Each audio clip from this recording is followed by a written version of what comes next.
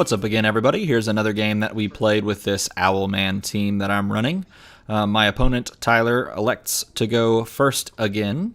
Rolls up 2 masks and a fist. I'm assuming he would look to pick up a... Well, let's see. He's got a sidekick now. I'm assuming now he would look to pick up a multiple man, and that's exactly what he's going to do. He's going to field that sidekick and pass on over to me. I'm just going to grab my 4 dice. I've got 2 bolts and 2 question marks. So it's an interesting decision here. I have 4 energy.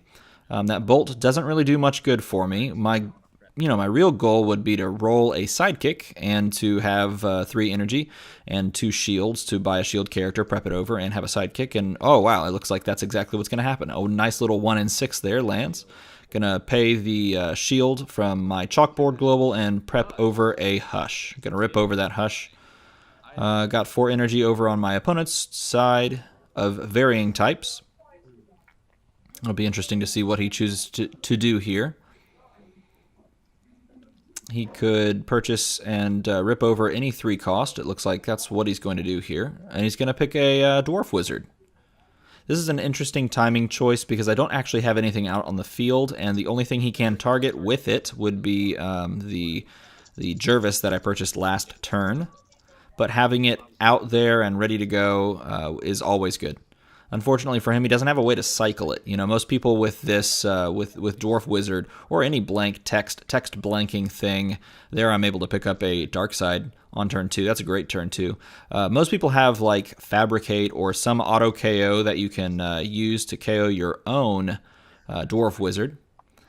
He's going to reroll his multiple man there. It does not come up as a character face, so no swarm, but he does have 7 energy, so he's going to pay 7 and pick up one of those Hulk dice. I actually only have 1 Hulk, and that's from the brand new, almost coming out next month, set Guardians of the Galaxy, so he's going to pick up that Hulk. 7 cost with a 1 fielding side on all of the sides there. A 1 fielding cost on all the sides. Roll up Dark Side here, and this is yet another perfect roll. Going to choose to re-roll something because I've got to pay to field. Let's see what I choose to re-roll. Going to have to pay to field both of those characters, but I only have 1 energy. Obviously going to re-roll the sidekick here. If I re-rolled the Jervis, that'd be kind of weird. Going to re-roll the sidekick. Get an energy, pay to field both. And I can actually just attack with the Jervis because I have a sidekick in the field zone and I have a dark side. I'm going to steal his sidekick and attack with the Jervis, or I'm stealing the sidekick because I attacked with the Jervis, dealing him 3 damage. And again, I'm the aggro team. I want to do as much damage as often as possible. His sidekicks are no defense when I have a character that can steal them every time it attacks. So attacking here is great because I'm going to cycle my bag pretty much. Actually, I think it is guaranteed to cycle here. Going to draw 4 white dice, 4 sidekick dice. That's going to trigger swarm 4 times, and the 1 from my bag comes out as part of that 4, and then I had 3 in the use that would go in bag. There was absolutely no way for it not to trigger all the way there. So drew the entire bag, roll everything, and going to pay and purchase an Owlman. Prepped it over, field the Jervis, yet another perfect, and there I actually pushed with a sidekick on accident because I was planning on stealing his sidekick and dealing 3 yet again, setting up for that cycle, that bag cycle. Now the only issue with the bag cycle here is he's now rolling a Dwarf Wizard, along with, wow, some really big characters. He's rolling 2 Dwarf Wizards because he purchased a Dwarf Wizard last turn. Got a lot of characters here, so he's fairly likely, and look, there it is, to wipe my card text on my dark side. So no more bag cycle until I can remove the Dwarf Wizard. He's going to want to re-roll one of those Dwarf Wizards because if he has to field both of them, or obviously he would just not field one of them, you have to name a different die. So you would target one and then have to target something new. Obviously he's re-rolled it and pays for everything. Fields the Dwarf Wizard, wipes my card text, choosing whether or not to block his 6/6 Hulk. That does overcrush, and when it KOs something, can deal any extra damage to any of the other characters on my side. Something like that. something something really cool ability. It's an interesting decision here because obviously I'm not getting the ramp from Darkside being out, so I could just block with it and re-roll it next turn. I could let this go through. In fact, I like the idea of letting this go through. My opponent doesn't have this crazy direct damage, win strategy, so I'm not really worried about taking extra damage. I can be a little more flexible with my life. So I do take the damage, take 6, keep the Darkside in the field. And the primary reason I see of doing that is because he can be buffed to an 8-8, my Darkside. Or excuse me, a 7-7 because he's on his 5-5 side. He can be buffed to a 7-7 next turn with that Owlman. So he presents more of a threat on my turn than I care about taking 6 damage on his turn. So refilling my bag. Unfortunately, I don't get the bag cycle. The nice thing about this team that I'm playing is there are a lot of characters that, you want to target with the Dwarf Wizard or Shriek ability. There's a lot of cards you want to wipe the card text of. You want to wipe Owlman, you want to wipe Darkside, and then I just flood the board and use both of them, and you're kind of in a rock. You're between a rock and a hard place when deciding what is going to kill you more. Because here, and obviously he couldn't have wiped the card text of Owlman because he doesn't have Shriek, which targets the card and not a target character in the field zone. But, even if he had that option, he'd have to sit there and make a fairly tough decision on whether or not he wants to, wipe the buff or wipe the bag cycling. So I use my energy to field my characters and purchase another Jervis. Thinking about attacking, I kind of do want to attack at just about every opportunity. I want him to be forced to block. I want him to, sit there and decide whether or not he wants to get his Dwarf Wizard or his Swarm Trigger KO'd.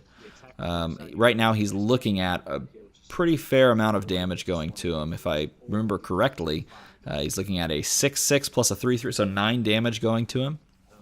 And they're only getting buffed +1 because of the Owlman while active ability and not the when attacks ability is not triggering. So only looking at 9 damage and not 11 damage. If I would have attacked with the Owlman, it would be 11 damage.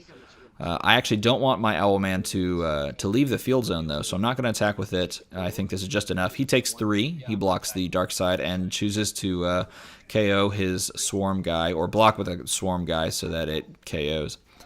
Multiple man will not trigger. Let's see if it pays off for me, him blocking that way. If he draws a multiple man right here, it doesn't trigger. No, didn't matter. So he chose a good one to block with there. And it comes right back out. So good for him. He's got 4 energy. He's going to pay 2 to field because it's on its top face. Then he's going to buy another multiple man, passing the turn. I didn't have any energy in the reserve pool, didn't have any energy whatsoever, so he didn't have to pass priority or anything. He just had to choose whether or not to go to the attack step. I'm going to scoop everything that I rolled there, re-roll it all. Got 2 sidekicks and 2 energy. That's actually not a terrible roll because it just lowers my bag count, which is great. It means I get to those Jervises better. And now I'm going to pay a fist off of the frontline global to say that character cannot block unless he pays a life. So he's going to pay that life, then block with said character. I chose that character and not the Dwarf Wizard because I want that Dwarf Wizard to get KO'd. And so if he didn't pay that life, then he would have to block with a Dwarf Wizard. Also pays off for me because he did choose to block, and Swarm doesn't trigger when he actually draws the Swarm die. So I've been able to capitalize on the rolls that I've had and keep my opponent from really setting up anything that feels comfortable towards him. Maybe attacking on his turn, maybe attacking with that 6/6 Hulk was not a good idea. With the way the game has played out thus far, it seems to not have been a good idea because he just needs stuff in the field. If he fields that Dwarf Wizard, then he's going to have to target a new character, meaning he's going to have to target my Owlman. So he's going to re-roll that Dwarf Wizard, going to re-roll the Hulk. Hulk comes up, Dwarf Wizard, I can't tell, let's see. Does indeed come up, so it looks like he's not going to field that Dwarf Wizard, I would imagine. And he's got a bunch more characters that he does want to field. So he's just pushing that Dwarf Wizard off to the side. This is a fun casual game. That would technically go to the used pile at this moment. when he passes turn. He's not going to attack, it looks like. Pays to feel everything. Luckily, he had the energy for that. He's got 3 characters to block my 5. The sidekicks aren't going to do much to him, but the 2 Owlman and the 2 villain characters, the Owlman and the Dark Side, are pretty good. Going to pay 3 to pick up a Shriek. Looking to wipe the card text of Dwarf Wizard there, so that my card, my Dark Side card, gets its text back, and therefore can cycle my bag, get some more pressure back on. Would have been interesting to have think about attacking there. I have a 5/5 that would get buffed to a 6/6 or a 7/7, but do I really need that? Not particularly. He's going to pick up a Ronin and prep it over, which is good for him. That's exactly what he needs. Maybe that purchase a little earlier would be more beneficial to keep some of this damage that he's taken at bay. But here's a really big roll. This could be a huge roll, and I actually do roll both Jervises. Now, he has no sidekicks to steal, but that doesn't really matter because those are just getting buffed anyway, those Jervises, from the Owlman. So all I really have to do, and the Shriek comes up too. That's a bit overkill because that looks like more than enough damage to push through. Let's see. So he's got 3 blockers. I'm going to pay the energy here, saying that character cannot block unless he pays a life. And I believe he is going to pay that life. There it is. I wiped the card text of Dwarf Wizard when I fielded Shriek. He's going to pay that life to allow the Hulk to block, meaning he has 3 blockers, but unfortunately for him, I've got... Let's see how much damage that. If he blocks the top 3, the biggest 3, he's still looking at... Oh, it looks like exactly 9. Yeah, look at that. So 3, 4, 5, 6, 7, 8, 9, exactly. So no matter how he blocks, he's going to take 9, and that's going to be the game. So my aggro team has paid off yet again, thanks to some really, really good rolls on my part. That was, I think it was both a combination of good rolls and executing the things that I needed, doing the things that I needed to do to capitalize on said good rolls, but definitely don't want to discount the fact that some of those rolls were really, really, really good on my end. So I was able to keep my opponent sort of off balance that entire time, not able to get things that he wanted. I wonder if a couple of different purchases on his end would have done some difference, because as we saw last game, even though I did make a misplay in this last game, the game before this, if he would have picked up a Batman, then he could have forced me to re-roll all of my villain or non-villain characters. Either way, I was able to pull out a win. I really like this team. You guys tell me what you think of the team that I have put together here. Let me know what you think beats it. It doesn't really need when fielded effects or when attacks effects as much. So, like the new Wonder Woman doesn't affect it very well. I think some, force attacks globals aren't the worst thing in the world, when I'm playing this team, because I kind of do want to attack often. Maybe a force attack global on Dark Side is pretty bad, but it's not the worst thing in the world. So let me know what you guys think beats this. Ronin, that sort of thing, could do some work against this, and let me know what changes you think should be made to said team to make it even better. As always, guys, thanks for watching.